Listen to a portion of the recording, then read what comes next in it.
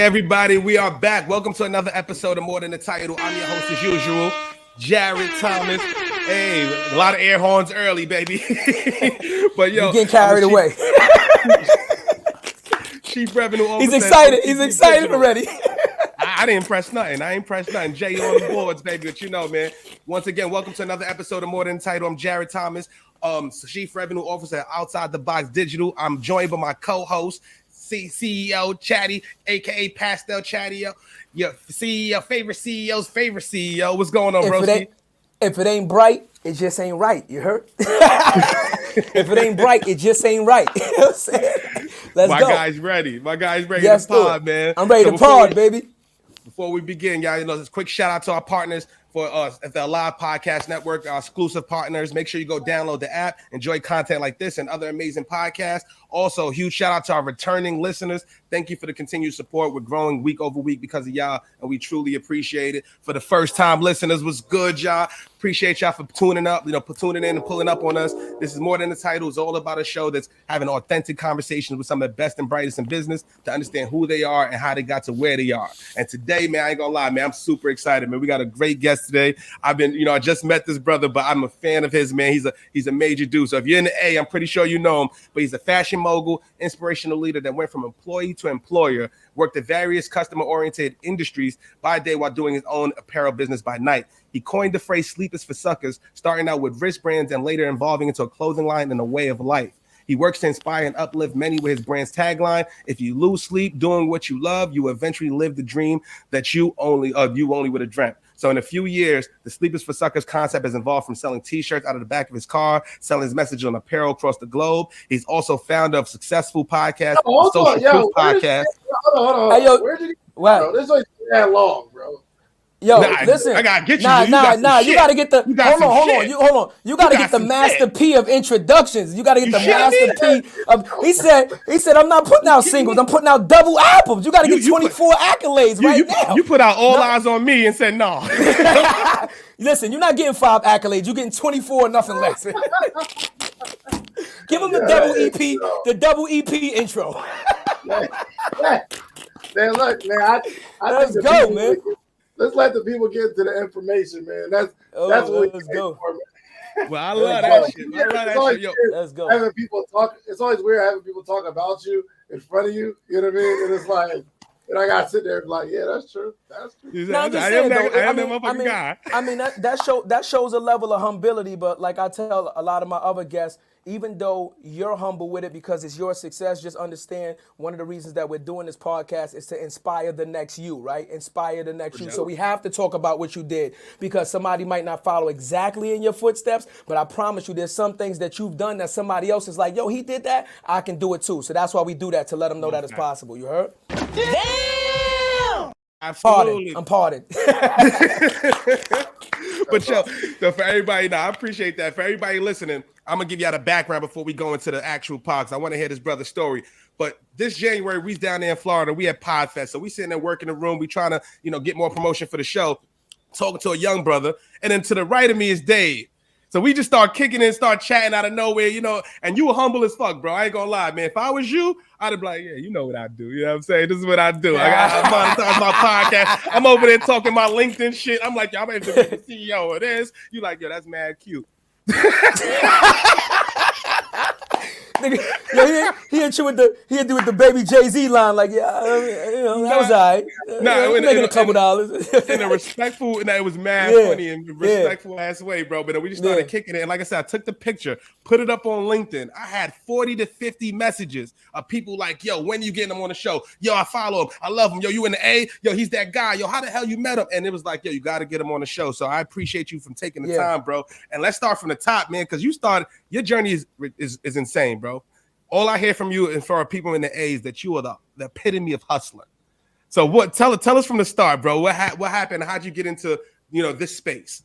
Well, I mean, I guess we all have like different starts, and we all have like different beginnings. So I'm like, yo, tell me where you started. Some people might start their story at college. Mm-hmm. Some people might start their story when they was a kid, right? I was definitely that kid that sold candy or raked leaves or shovel snow. I'm that kid that's a hustler, right?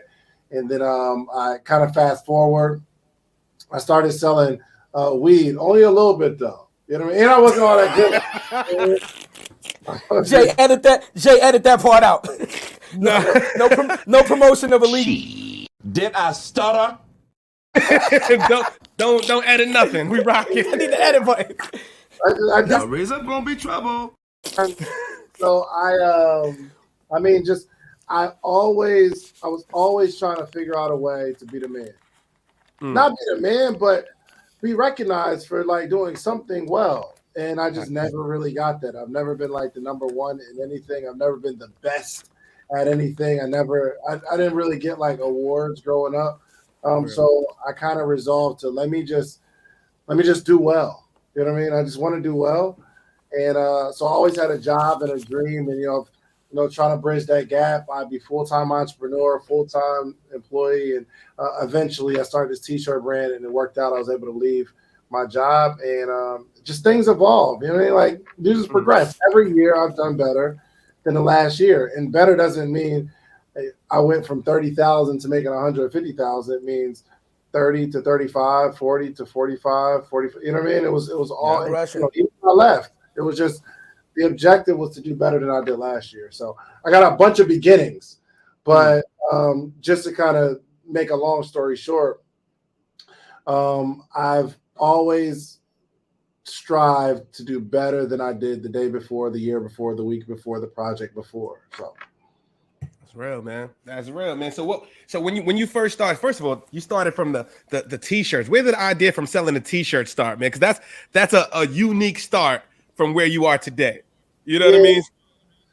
Yeah, but I mean, even the t-shirts evolved from just a hustler mentality. So shouts out to my boy T-Dot out in LA. We actually grew up together in New Jersey, and he started painting shirts. But the shirt painting that he was doing came from a company called Mesquite in Philly. I remember that Mesquite brand. It looked like I remember that. My boy Dot, what he would do was put a picture on a shirt. He set a picture and then paint over top of it. It was crazy. So I went to Morrow High School in Georgia my senior year of high school. I came back and Dot was doing these shirts. And I'm like, yo, show me how to do it. So he showed me how to do it.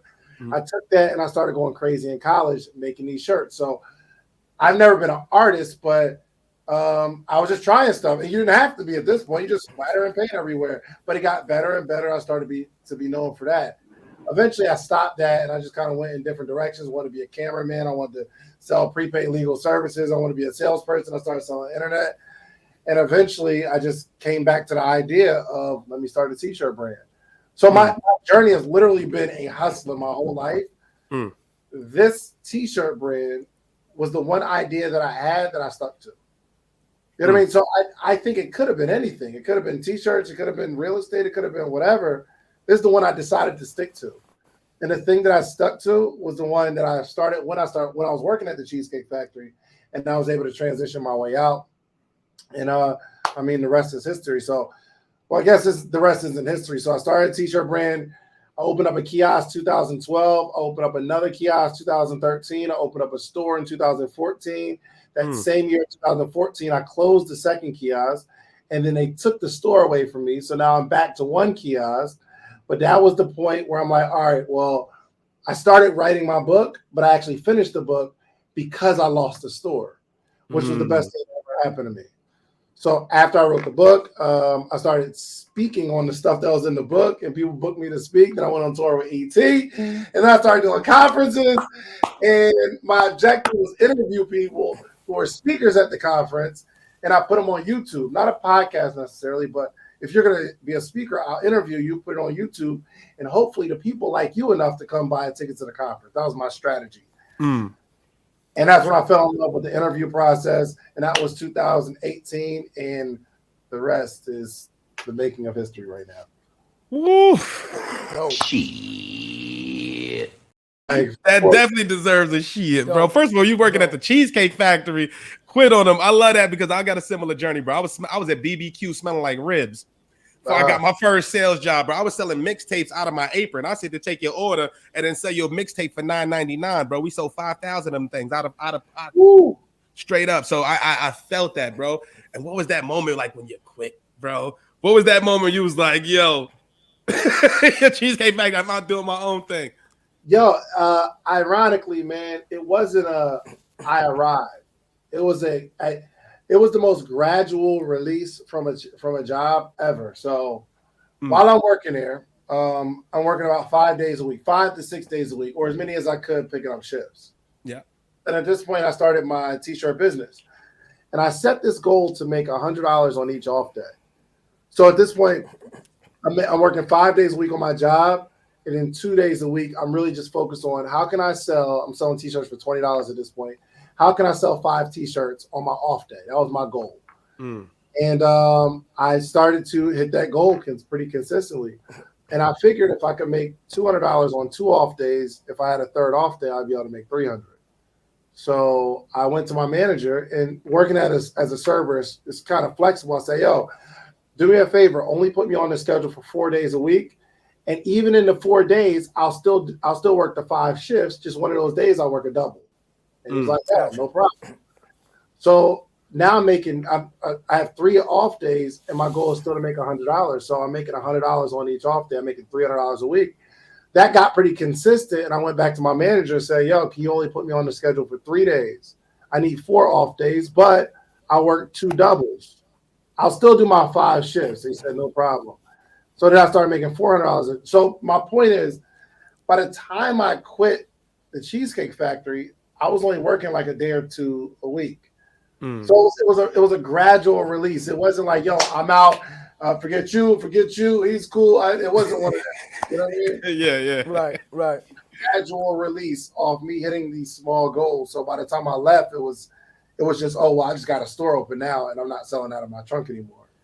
But I want to touch on something, because I think we can't skip past the fact of what you said, right? You knew your responsibility was still to bring in a certain amount of money, right? So even though you took the day off to go hustle, you still said, I'll make up that shift on another day. So you never dropped the shift. So yes, you're taking the day off, but like you said, you're doing a double, which now in that term is double taxing to the body, because now you're working a double shift on one of these days, right? And then like you said, that gradually increased. So now you're working 2 double shifts and maybe 3 double shifts. So you're only working 1 or 2 days a week, but you're still putting in the same amount of work as somebody that would have a 40-hour work week. So we can't skip past that. You didn't skip out on the work. You know what I'm saying? I think that's a very key component to just talk about the mentality of your work ethic. You know what I'm saying? We can't skip past that. Yeah, for sure. Yeah, you can't. That's dope. That's dope. Fire. Never been afraid of the work, man. And I think it doesn't even seem like, I think a lot of people are working hard to succeed, whatever that looks like for them. But I think what's more effective is just having a plan, because it was the plan that kept me going. Like if I'm saying I'm gonna just go out and just make a bunch of money with my brand, but I don't have a specific goal, it becomes taxing physically and mentally, because you don't even know what you're shooting for. When do you start? When do you stop? When do you give up today? Right? If I have a number, I just don't give up for that day. And if the number is just 5 shirts and I'm starting to understand how to get it, it's like, yo, let me just talk to 15 people. Out of the 15, I'm gonna get the 5 sold. So I mean, most of the times I'm done by 1 o'clock. So it didn't even feel like grinding. It was the cheat code sometimes. 1 is consistency, but 2 is just having a target. Because it's impossible to hit a target that you can't see. Super impossible to hit a target that's not there. But when you have the target, it makes it a little bit easier. That's a gem right there, bro. Message. You know what I'm saying?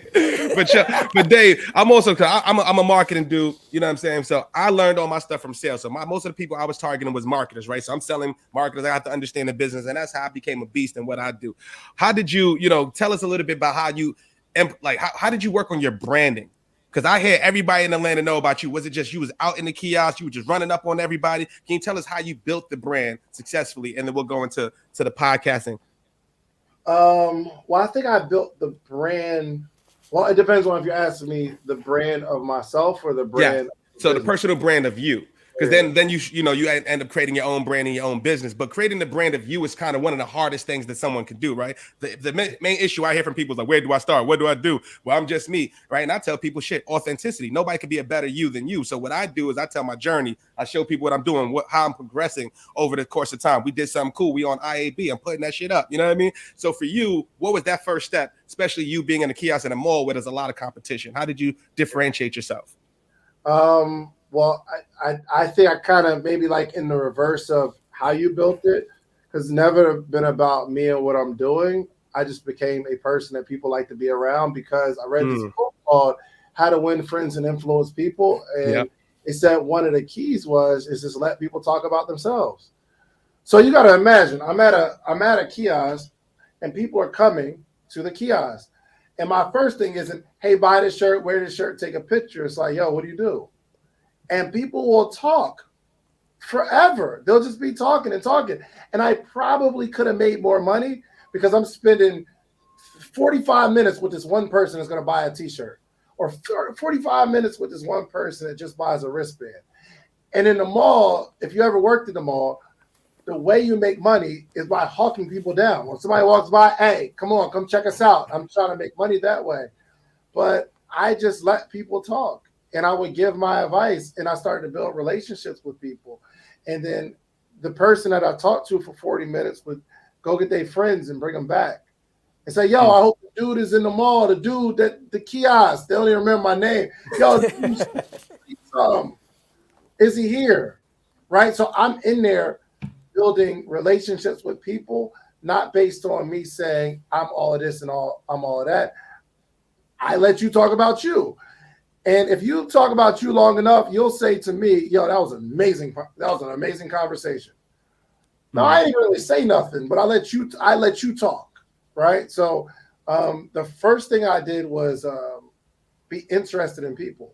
And everywhere I went, I was trying to figure out a way how I can be of assistance. How can I get people to want me around? Yeah. You know what I mean? That's real. That's the first mistake, where you think people are going to respect you based off of, like I had a client, he thinks people are going to respect him based off of all the amazing things that he does. And nobody cares. Nobody cares. You will see my work on the back end, right? If you had a good experience with me and you see someone else wearing my t-shirt, it amplifies it way more. They're like, yo, I think that's the dude I was talking. That's his brand. Yo, where you get that shirt from? And then the person wearing it's like, whoa, yeah, it was a guy in the mall. They're like, yo, that's fire. Then that person comes back and says, yo, I was in the street. Somebody almost attacked me about your shirt. And they come back and buy more. So moral of the story, I became likable. And if people like you, your brand will grow, period. That's it. That's the same personality, bro. So I had the same philosophy, right? So my thing was, if I'm selling to somebody, right, if I could sell an enterprise deal, I'm closing 6-figure deals, right? The problem is, how do I scale that, right? So I was saying, I had a conversation with my CEO at the time. I'm in an agency, and I'm like, yo, how are we generating revenue? He's like, yo, through Twitter, it's personal brand, right? I got 50,000 followers. He has a multi-million-dollar agency. Light bulb went off, and I said, all right, cool. You stay over there. I'm going on LinkedIn family. I don't know shit about shit, but I'm going to figure it out, bro. And then from there, I used the line that really kind of shaped my strategy, but it was teach them how to fish and they'll learn you sell fishing poles. And it was the same type of philosophy. It's like, yo, if I can give you game, tell you about social media, show you what I'm doing for clients in a meaningful way, and then I generate UGC from people that actually love my shit. So by the time you see me in person, real life, you see the podcast, you see me with Shands, Chad, anybody else, it's like, y'all want to be with that dude. You know what I mean? A good analogy I say is like, it's like the restaurant, right? You never been to the restaurant, you driving past, you see 100 motherfuckers outside the restaurant. What you gonna assume? That the food is fucking awesome? You know what I'm saying? And that's the kind of the same principle, man. So, like you said, anybody catch that gem? Well, you go, bro. No. I just listen. No, you absolutely right. He said something earlier that I want to backtrack on because that's interesting to me. I got a question for you. You said that you started out selling T-shirts and then you wanted to be like a cameraman and then this and that. So in a sense, you were trying to be like a jack of all trades, right? I want to know the time frame that you actually allotted to each one of these things before you pulled the plug and said, you know what, this is not working out for me. You know, because that's very important, right? A lot of us feel that we are very talented. As a people, as black and brown people, I feel like we're super talented. But without direction, a lot of us become a jack of all trades, a master of none. But we spend so much time chasing one dream, then pivoting to another dream, then pivoting to another dream, that you never build a foundation and nothing ever kind of scales the way you want. So how much time did you actually give to each of these careers or these aspirations before you decided to say, you know what, this just ain't gonna work out? Not much. he said quick. He said quick. 48 hours.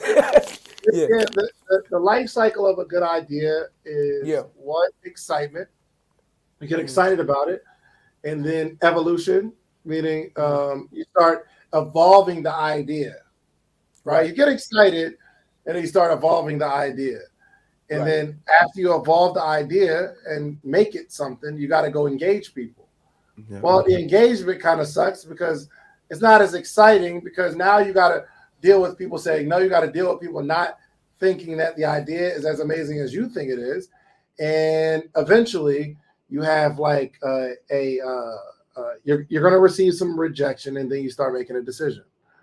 Do I keep moving forward, or do I start this whole cycle over again by being excited about something else, and then evolving something else, and then engaging the audience with something else, and then I'm going to face some sort of block or wall, and then I make a decision. Do I get excited about something else? And then that's the process. So what happens when you start receiving the work of actually building a business? The work of building a business doesn't start until someone tells you no. And what you do when you hear a no often enough, that's what determines your success. But we can't divide our focus on continuing to do something else. Listen, by the time, it's almost like if Jarrett heard me talking about podcasting, hey, I'm doing these podcast workshops and stuff like that, and the very next time you see me, I'm talking about real estate, his brand trust in me is no longer there. It's like, I thought you were doing the other thing. And that's how we operate. We're every year, every 6 months, we're doing something else, man. So once I decided to actually lock in, I figured out, whoa, that's one of the secrets to success. Just lock in on something and do it for a long time. Yeah, gotcha. That's real. That's real, bro. Yeah, absolutely, bro. So I also want to get into, there's a lot of questions I want to ask, bro. Like first and foremost, man, for your brand, right? Mm-hmm. So when you go in, when you started the matter of fact, I want to ask you. Let's start with this. What is the one moment when you knew you made it? Because I ask all my guests this. What is the one mama I made it moment for you when you was building the podcast, when you're building the business, and you're like, man, I'm really exceeding my expectations. I wrote my goals down. Now I'm achieving way more than I'm 2x, 3x in that. What was that moment for you, or what was one of the coolest moments for you that said, this is my life purpose. This is what I have to continue to do. Did you have one of those? No, not really.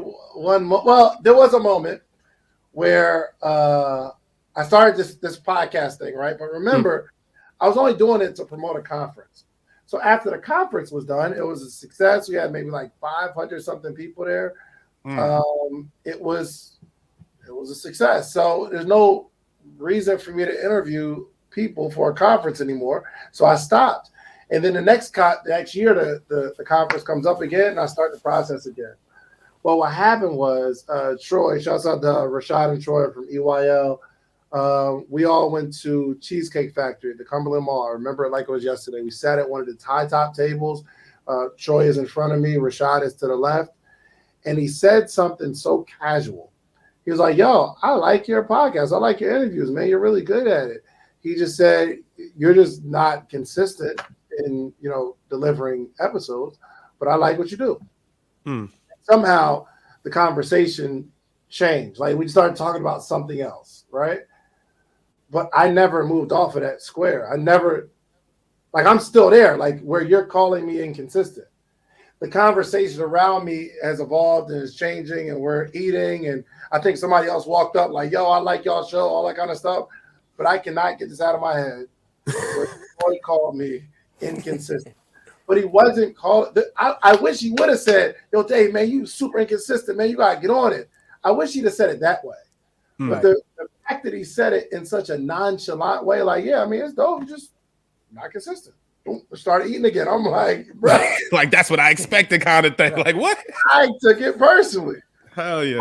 Personally, and I tell Troy every chance I get, man, that was the battery in my back for him to be truthful enough to say what needed to be said.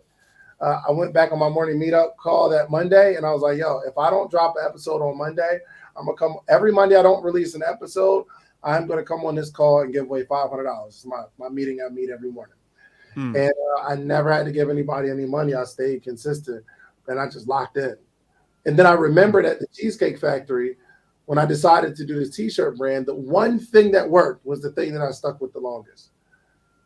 So I figured I'll stick with this. And I found something that I absolutely love, that I think I'm somewhat of a natural in, and I don't mind doing it. We locked in. Now you are. I give it to you, brother. I listen to a lot of podcasts, and my top, obviously, I got Joey, I got Rashad, EYL in them. I've got yourself now. There's a few other Nori, you know the mainstream ones, right? To you, what makes a good podcast? What separates the good from the great? What are the characteristics? A person that is authentically them. I think someone who really loves doing it, and you have to forget that the camera is there. You can tell that some people have forgotten that the cameras are there, and they're just being themselves, and they're having an authentic conversation. But you can also tell when the people know that the cameras are, and they're asking questions because they have an audience, and they're asking questions that they think the audience want to know the answer to. When I'm asking questions that I want the answer to, and I'm hoping that the audience has the same questions. If not, they're going to be disappointed because I'm only asking questions I want to know the answer to, that I don't have understanding about. You know what I mean? So that consistency, studying the craft, conversations, and communication is an art. And that's why actually July 30th and 31st, we're putting together a podcast summit so we can teach people all of the elements of the art monetization. It's so much. Yeah. I got to chime in when I hear Jim. I got to chime in. I got to chime in, man. I got to chime in on what you said about you asking a question that you want to know versus you asking a question versus the audience wants to know. I feel differently about that, and let me explain to you why, right? You're at a different point in your life at this point. Your values and your education has elevated you to a certain point. So yes, you might want to know different things, but a lot of your audience might still be way below you. Way below you. You understand what I'm saying? So the questions that you might ask might be so far out of the reach of the grasp of your average listener that they're not going to understand what you're saying because they haven't even gotten to the level that you're at that point. And if you're interviewing people that are 2-3 steps above you and you're 2, 3, 4, 5 steps above them, then that gap is just too big for them to comprehend what's going on. I think it has to be a balance, right? There's questions that I want to know. I'm a CEO. Yes, I have 4 businesses. I run my own company. So there's questions that I want to know. But for more so, I want to know questions, and I want you to give me answers that, like I said, that's going to inspire people that haven't even made it to the first CEO level or VP level. You understand that? Like I have a t-shirt. I have 3 clothing lines, right? So I do t-shirts. But there's people out there that don't know where to start with t-shirts, right? They don't understand the process of that. So I have to ask these questions because I don't want to give them just my answer because there's other successful people out there that have done it differently. And my way of doing it might not work for somebody, but your way of doing it might resonate with somebody and be like, I could get with that. You understand? So I think it has to be a balance between, I think it has to be a balance between what you want and what your audience wants and needs at the same time. I'm not going for, I agree with David on this, right? Because at the end of the day, I can't provide you value if I'm not getting value from it. That's my thing. So I ask the questions that I want to know. And if you're rocking with me, I'm going to give you, that information that I want to know. If it ain't rocking to me, you know what I mean? If it ain't good for me, then why would I sit there and play with you? You know what I mean? So I think you're right. There is a gap, but what you're saying is right. I want to know the questions that I want to do. I want to build the relationship that I want to build, right? And I'm going to give you the game that I feel is important to me. That's why it's our show. Let me give you a different perspective. The fact that I am I've done well as an entrepreneur, that assumes that I know all about what that other person is involved in. So I've been in t-shirts for years, right? Since 2006 or so, right? And I started my t-shirt brand in 2010. if I'm asking someone about their t-shirt brand, I'm probably still going to ask them, yo, what's your process? I'm still going to ask them where to get their t-shirts from. Why? Because I want to know if maybe my supplier's off. How much you pay for your t-shirts? Oh, $3. Oh, I pay $4. I'm always assuming that I don't know it all, period. So if I sit down and I'm interviewing somebody that somebody just sent me someone, they're doing $1 million a month in Airbnb. Yes, I had an Airbnb. But how do you do that? Right. They're assuming that because I'm sitting down, we're both high-level CEOs, they're in Turo, I'm in all this other stuff. I don't know nothing about Turo. I don't know nothing about LinkedIn. I don't know nothing about the thing that you know about. I could sit down, even though we make the same amount of money, even though we're in the same business. My questions are for understanding. Right. Because I'm of the understanding that I don't understand everything. And I'm always checking against what I think I know. I'm assuming that what I think I know, I don't. I'm sitting down with Troy and I'm asking him basic questions about podcasting. Basic stuff. And my audience would love. Yo, bro. So now I know what CPM is. You can explain what CPM is, but how are you approaching the sponsors, bro? How have you grown it? I grew a podcast, but not to their level. So I need to go back. Maybe there's something in my foundation that's broken that I need to ask you the question so I can go fix my own. So I don't care how high I get. My audience is going to rely on me and rock with me because I have a natural curiosity and I'm of the understanding that I do not know it all. And I want to fill in anything I don't know. Nah, that's real. I may not ask, okay, what's a checking account and what's a savings account? Right? My audience should know that at some point. Right? But what's worked for me is my authentic ability to be curious and ask as many questions as I can. And it works out. Right. Real, man. Message. Because that's real. No, that's like real. I said, I love it, man. And obviously, like you said, you know, the way that you carry yourself, it's shown through your progression, right? Yeah. You know, I've just encountered so many people, man. And a lot of times, like, we assume because we know people or we assume people is on a certain level, and you realize they're not, man. Like, they're not. Like, you know, the things that you might grasp and it might come easy to you, to them it's like rocket science. You know what I mean? So I just, you know, just for me, I just feel like, you know, sometimes we just got to ask questions to kind of dumb it down because everybody just doesn't have the same intelligence level, man. And they still need help too. You know what I mean? They still need guidance and they still need help too. You know what I mean? Let me give you another perspective. Yeah.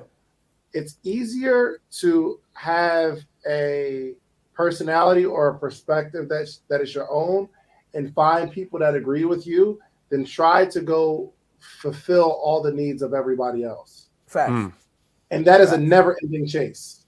Right. If you're listen, I'm going to guarantee you, if you are looking for the perfect question to ask that the whole audience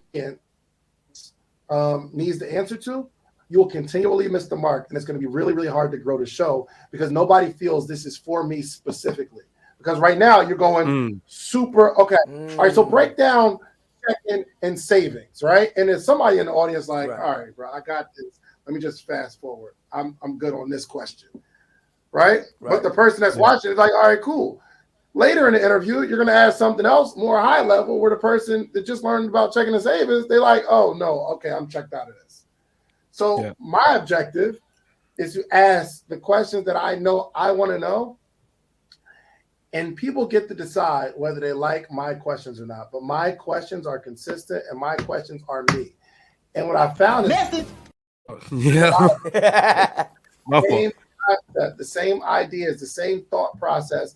And if you don't know it, I'm sure you can go figure it out because I'm asking enough detailed questions to get an answer. But that's just that. And sometimes, bro, I'm talking to a super high level entrepreneur and I need to know internally what's going on and how they approach their day and how they build their business because I'm dealing with stuff internally myself and everybody dealing with something. So absolutely. I can't try to figure out what people want. I'm going to give them what I want. And then some people go come eat it. Some not. Just That's Well, it. you know I'm serving or not? I don't know.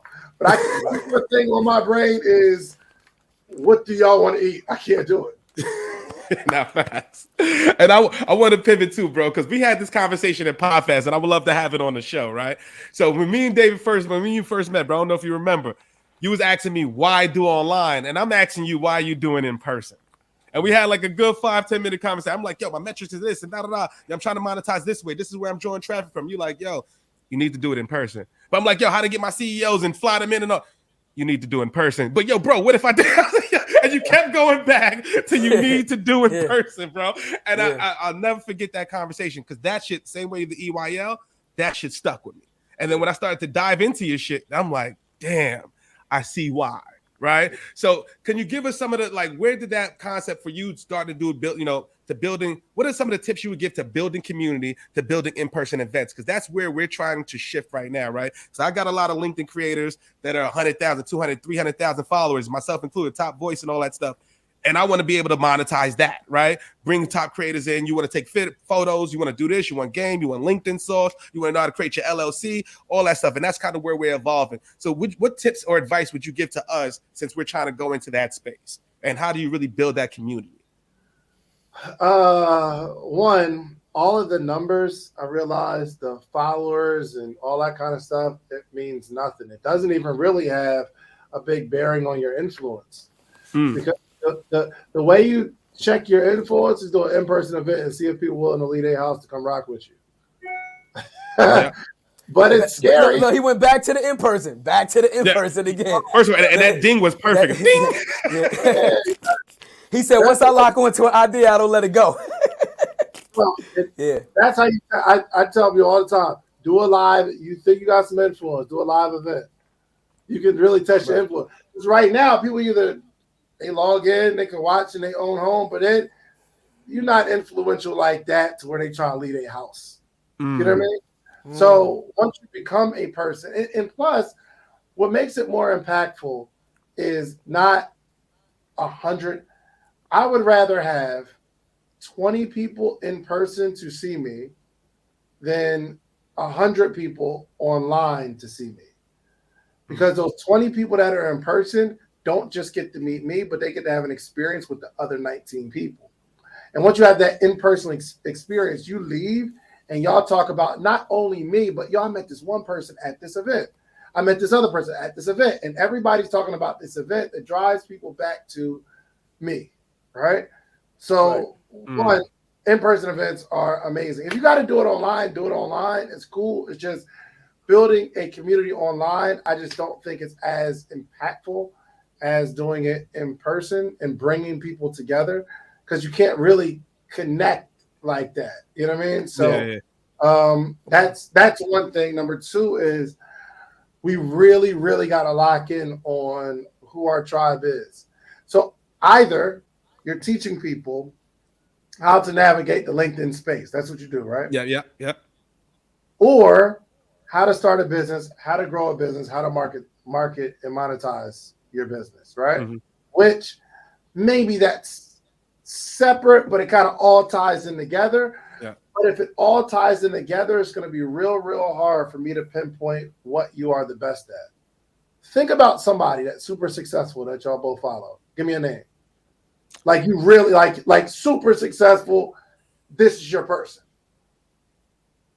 I mean, I told you, I told you I love Dame Dash, man. Dame for me is it, man. Like Dame for me is it, man. Like I just love his attitude. You know what I mean? Like that's it for me, man. When you think about Dame, what do you think of? I mean, like he inspired me into the whole just his thought process, whether he became super successful, to other people's standards or not. Just his whole thought process on how he goes about attacking things, right? How his mindset is categorizing things like, okay, if I'm into it, I gotta own it. I'm not working for nobody, and my son don't work for nobody. You understand? Just his whole mentality of like transforming his family and building generational wealth. That should change my life. Well, change my life. No, yeah. You cannot say Dame Dash name without thinking about Rockefeller. Am I right? Right. Correct. Yeah. Right. Yeah. He spent so much time building this one thing, and we know him. We can associate his name with this one thing wholeheartedly. Rockefeller, music business. He understands the industry, right? Yeah. Boss, Right. CEO. We can't detach Dame from that. Am I right? Right. So my point is, anyone that's been super successful that we follow and admire, we can attach them to something. But because we do a bunch of stuff, nobody can pinpoint and say, oh, this person is that. Gotcha. Because we're always doing so much. Gotcha. That's an absolute fact. So who are you going to say, Jarrett? Who was you going to say? I was gonna say Kevin Samuels or somebody. How he's Okay. built his online following. Same shit. You know, if he's talking relationship and females, The it's that. same thing. It wasn't like we know him for. It's like relationships, real estate, marketing. We knew this one. We can connect him to one thing: relationships. Right? UIL, same shit. Finance. So let's that's what people are missing. We think it's a flex that we got this business and that, but you sound dumb. Anytime somebody tells me, I got multiple businesses, I do that, I say, you're struggling. That's automatically in my mind. When someone starts bragging about all the businesses they run, I automatically associate that to that person is confused and they haven't found what's really, really going to make them successful. Because people who are really building something big understand they may be doing a bunch, but they're going to tell you about one thing. No disagreements. No, but I gotta disagree because I know a lot of prominent CEOs, from me doing the music thing that started in one thing and then once they became success, because everybody's level of success is different. Your level of success can't define my level of success because your journey isn't my journey. I could have started at a whole different, I remember, I think it was Wyclef or Proswell, one of them said something like, I started in a hut. I think it was one of them in an interview years ago. They was like, do you know where I lived? I started in a hut, no electric. So everybody's level of success is different, right? So let's just say I have business A and I got to a level of success where I can say I'm successful. My business runs itself. I monetize from it. I might not make as much money as somebody else thinks I need to make from it, but I make enough for me to feel satisfied with it. And then I pivot and start another successful business. You understand what I'm saying? If they're all successful, then you understand what I'm saying? I look at it like that. I think you can be successful in multiple things and after you've locked in on one and built the foundation.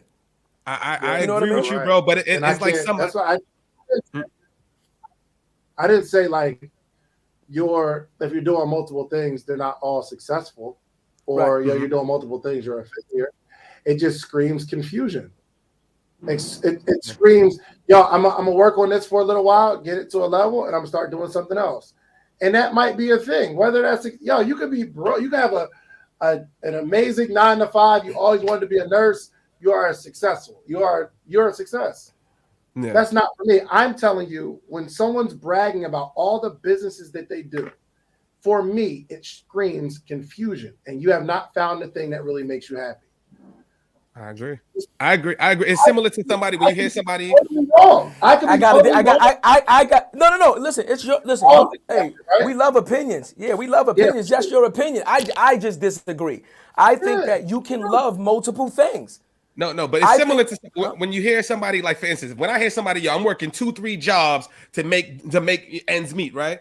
I got one job working a 9-to-5 and I'm making the same thing you would do in 3 jobs. You mean to tell me you like doing the 3 jobs, or wouldn't you prefer to do the one job I'm doing to make the same amount? It's the same shit.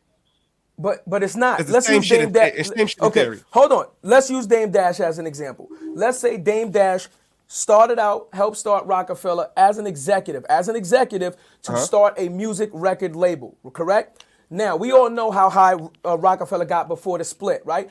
But now we're talking hundreds of millions of dollars. At a certain point when he was super successful, guess what he did? Then they come out with Armadale, the liquor, right? And then they came out with Rockaware, the clothing, right? And then Dame Dash kept, now he could have been. I don't think that means that he's not happy doing music.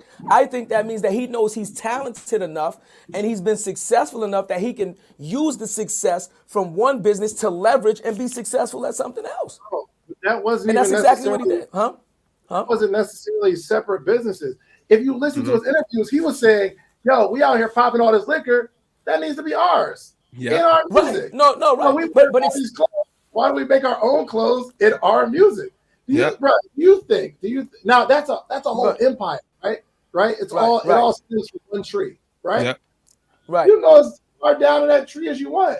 But I'm talking about if he has a record label and then he starts focusing on his real estate empire or what, at some point you get so much bread and you doing whatever, you feel me? Like Right. I got a bunch of stuff going on. I don't talk to people about it, but because I want people focused to be able to connect me to something. But for most of 99.8% of the world don't have that luxury to say, yo, I'm up 100 million. Now I'm about to go do daycares because I love kids. Do you think that if he could like do it all over again, I interviewed him. Right. It wasn't him choosing to say, yo, I don't want to do music no more. There was turbulence. It got ugly. It got rocky. And it was forced. Everybody had to pivot. He didn't start doing all the other stuff because he was like done with music. That joint's winning. When you have something that's winning, I'm telling you, it feels so good and you want to drive deeper into the thing that's winning for most people. Mm-hmm. Right. But as however you operate your particular business, that's your business. And that it's whatever fulfills you and makes you happy. Yeah. I'm just saying when I see that, I've coached thousands of entrepreneurs. When they start talking about all the businesses, or I'm in a networking, I got this, and I got Turo cars, and I got Airbnbs, and I do this and that. I'm like, oh, you're confused. Facts. I can see that. Or you're afraid to go all in on something. I agree. Now I can get with that answer right there. You know, afraid to go all in on something. I can get with that answer. I'm Yeah.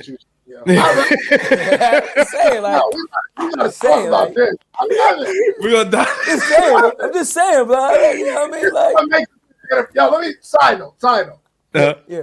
I was actually talking to so we just dropped this other podcast called Growing Pains. It's on our Social Proof Network.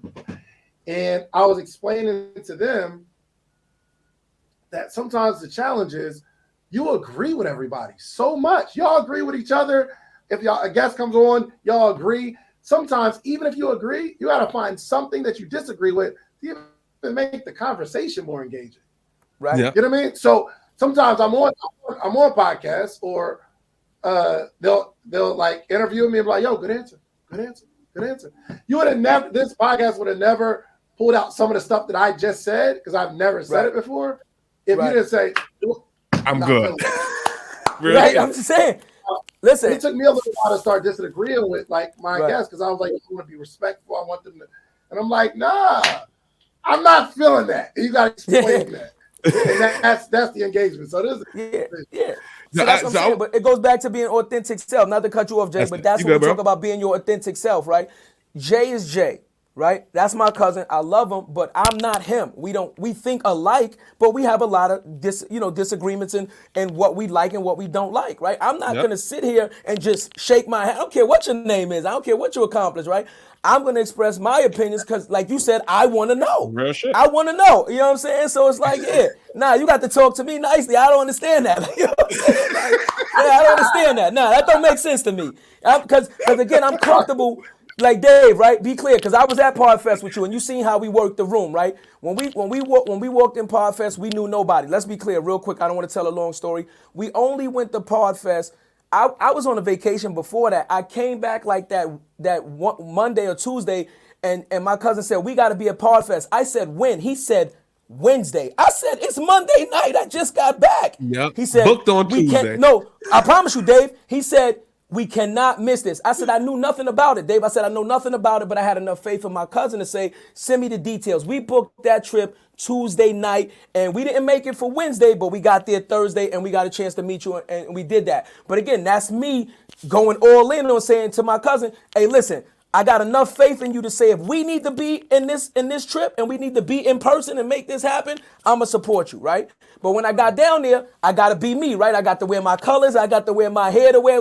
I can't go down there being him. I got to go. I'm pastel chatty, baby. You know, I got to go down there with all this energy. You're going to get all this Leo energy. You know what I'm saying? Like, how was your experience at the event?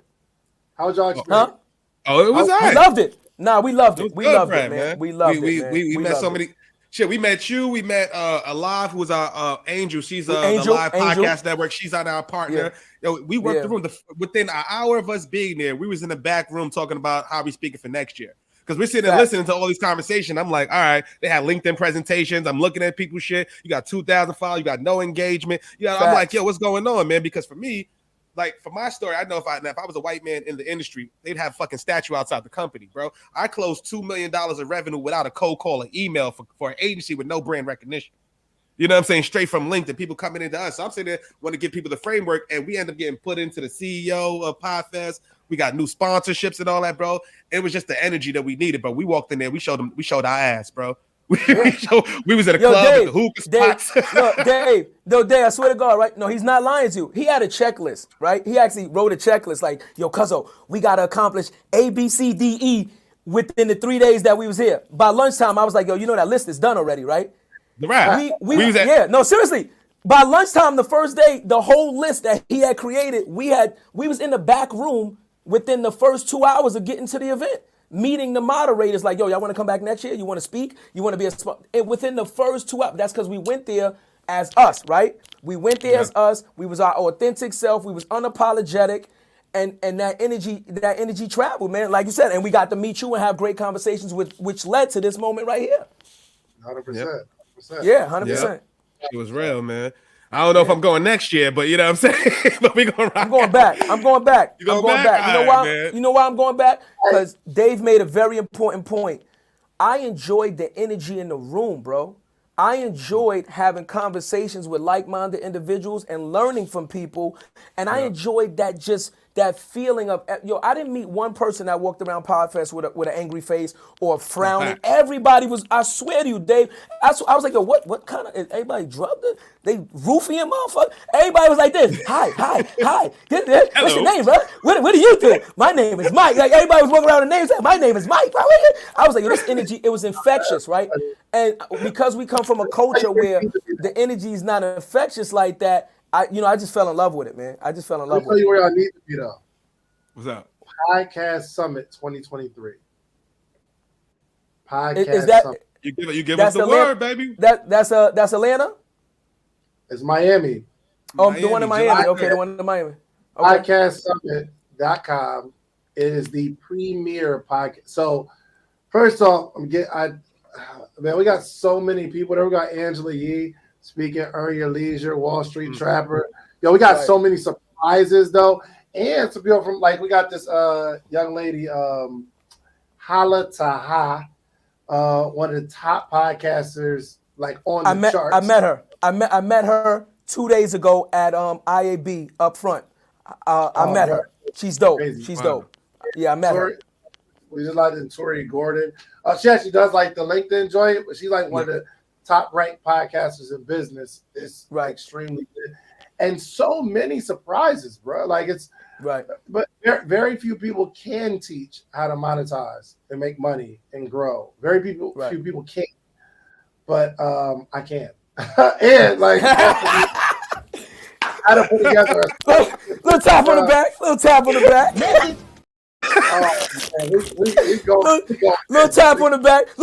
Look how you switch. Look, hold on. I just want to show you something. I'm not gonna let you get away with this shit. In the beginning, when we was giving you your accolades, you like, nah, man, stop boasting me up like that. Let's get to the message. Now you like, yo, let me tap myself on the back real quick. And nigga, I'm the see how you switched out, right? Yeah, I caught you. It's not me. Podcast Summit teach you everything you need to know to start going. Got you. No disrespect to like any other conference, but it ain't no season on none of them joints. Yeah, it ain't it ain't the details in which we come with and the energy that we come with. I've been to like podcast events, and it's a whole nother vibe, bro. Right, it's a whole nother vibe. So we have 6 people. Miami, Florida, PodcastSummit.com. It is so far up right now. All right, goddamn. We so go JetBlue. When we get off the podcast, Jordan, clear your schedule. Get the Miami trunks. I'm coming out there. I'm telling you right now. Dave, if you see me out there, I'm coming out there looking like, what's his name from Miami Vice, Tibbs or something, with the suit. I'm coming out there with the matching palm tree sets, and I promise you, I'm coming out. Yeah, let me tell you what makes it different too. Let me tell you what makes it different. So, hopefully this week or next week we'll have our we'll have a podcast app, because we're putting everybody in the app together so they can connect way before the actual event comes together. Right. Okay. I've done 2 pre-event workshops, meaning the people who buy tickets now, they get in these workshops. I'm doing a couple of them a month because I want to start teaching now to get all the questions that someone might have out the way. So by the time they come in July, they're asking different questions, more intimate questions. Yeah. Makes sense. Stuff that I told you to do on the call. Like you're like, okay, I did that. Now it's time for the next level. Otherwise, you'll come July and ask the first question that you could have got answered months ago. You feel me? Gotcha. So like this is why we're different. We're building the community now, because when y'all see each other in person, oh, it's a party. Yo, I see you on the calls. I connected with you. There are people connecting right now in their own cities that they never knew each other, but because of the podcast summit, they're connected and they're going together. You know what I mean? Gotcha. So I am dope. So focused on community, bro, because that's the thing that saved my life. It wasn't information; it was community. If I can run with somebody and we go into the same place, that makes us both run longer and faster. So, yeah, man, podcastsummit.com. There it in is. the building, baby. We in the building, baby. We in the building. We definitely pulling up, man. So I want to ask you too, brother. Like, what is one of the biggest lessons that you've learned since developing your business, bro? Like, what is the one gem that you would give to somebody out right now? You know, like, or what was something that's happened maybe at your first event, you know, that maybe you lost some bread, you didn't get the ROI you anticipated. What is one of those moments for you, and how did you pivot from that, bro? Just one of the lessons is just consistency is the only cheat code. You know what I mean? That's the only lesson. I mean, every problem that we have to solve in business can be solved through consistency. So if you do something wrong and you keep doing it, eventually you'll be like, okay, this is wrong. Let me just fix this. That's it. Like, I mean, I don't even know how else to explain it, but everything can be fixed through consistency. But people don't stick around in the same industry or the same business long enough to figure out how the thing works. You know what I mean? You ain't lying, man. So then we have to give a plug for us. Yeah, but there's multiple reasons for that. There's multiple reasons for that. You can start something that you genuinely love. I mean, to your core. But because you're not getting the right information, because you might not have the right resources or support system to help you build, eventually as a human being, and you got bills to pay, you feed yourself, you give up because you're like, yo, I can't keep doing this and live at the same time. Sure. So survival kicks in, and economics sometimes takes a backseat more often than not to your personal survival. The light bill gotta be paid. You understand? I gotta eat. Still gotta be consistent. But for most people that start a business, they're not starting a business and don't got no source of income.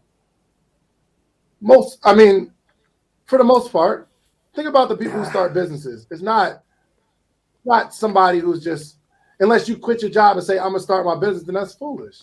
Unless you got the information, the education, the motivation, the wherewithal, all that kind of stuff. But for most people, their business isn't survival. For the most part, their job is survival. They just don't want to be at the job no more. Facts. Right. If looking at most people, right? So I had a job and I consistently built my business, and eventually I was able to replace my job income with my business income through consistency. Right. So now I'm not saying do the same thing over and over again and just blindly, okay, eventually I'll get it. You have to consistently be in it and look at your work and say, okay, what did I do right? What did I do wrong? Do the stuff you did right again. Stop doing the stuff you did wrong, and you keep going. So, I mean, I think consistency is the only cheat code in my experience. Right. No, it is, man. It is. That's look. I can agree to that. Look. Wait, Dave. Good answer. Now we on the good answer. Now we're on the same page. Good answer. I do have a 2:00 meeting. I'm running a bit behind. Got you. For an hour, but dang, it's been an hour already. It didn't seem like it.